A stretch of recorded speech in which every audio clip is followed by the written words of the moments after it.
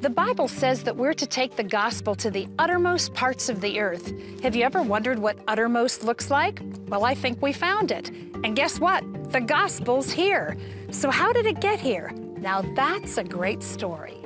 7-year-old Ayushmaa is smart, happy, the pride of her mother and father. But this little girl was born with cerebral palsy. Her muscles didn't develop like normal children's, and at 2.5 years old, she had the physical abilities of a 4-month-old, barely able to roll over. When Ayushmaa was just a baby, I took her everywhere to try to get help, to Buddhist monks and hospitals. She was diagnosed incorrectly, and life seemed so hopeless when I thought of her future. About that time, a team of doctors traveled 12 hours by train to their remote town in the Gobi Desert. The doctors were performing developmental screenings. Ayushmaa was given an invitation to receive free therapy at their developmental center in the capital city of Ulaanbaatar. The center is called Reaching the Light. Orphan's Promise supports this work. Therapists here are helping children and parents reach goals they never dreamed possible. In fact, the center is quickly becoming known as the place where they make children walk. This work was started 6 years ago by American pediatrician Margie Stone, who was training therapists at a Mongolian hospital.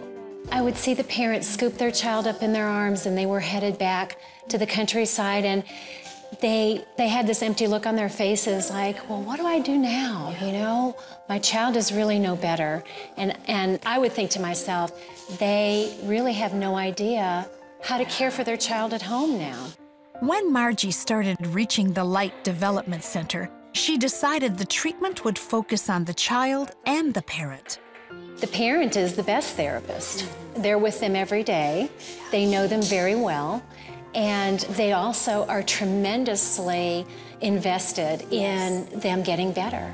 The families come initially for about 10 days of diagnosis, treatment, and instruction. They leave with an individualized program, a photo notebook of exercises, and if necessary, special equipment. About every 3 months, they return to the center so the program can be adjusted according to the child's progress. This is the program that Ayushmaa started at 2.5. Therapy and instruction at the center, followed by regular therapy at home with her mother, Shurnay. Back and forth between home and the center, each time progressing to new stages. When she started 4 years ago, Ayushmaa couldn't crawl or even sit up. Today, she shows us she is nearly ready to leave her crutches behind. She just needs a little more work on her strength and balance. A great accomplishment for a child who once had no hope. But I learned this is just half the story, because each time Ayushmaa and her mom came to the center, the therapist would pray that God would bless their session and bring healing. That's how both of them first heard about Jesus. The Bible says a little child shall lead them. And in this case, it was clearly Ayushmaa's insistence upon continuing to pray as she had learned at the development center. Over time, Shurna's heart became open to the gospel as well. I had no idea about God, but I cried out, "Are you real? Are you real? If you are real, please heal my daughter." And then did you begin to see Ayushmaa improve? Oh, yes. It was really amazing. So while Ayushmaa continued her progress at the center, Shurnay started to read the Bible they had given her.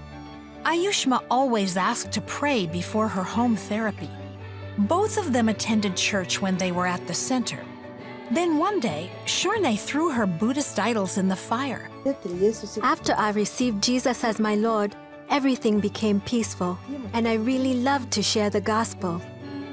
As she grew in her faith, she started a Bible study in her home. And as a result, 30 people have become believers. One of them started a home church in another village. Sometimes people will say, "She is the daughter of a monk. How can she share about Jesus to others?" But that does not matter to me. I know he is real, and I will just keep following him. We know that Jesus is the God of all hope. And so we can offer some limited hope as far as movement is concerned, maybe education is concerned, but an eternal hope, now that's something worth offering people. Through this outreach, Shurne's father, a practicing Buddhist monk, became a Christian, as well as Shurne's husband, her mother, and 4 of her 5 sisters. All are now believers.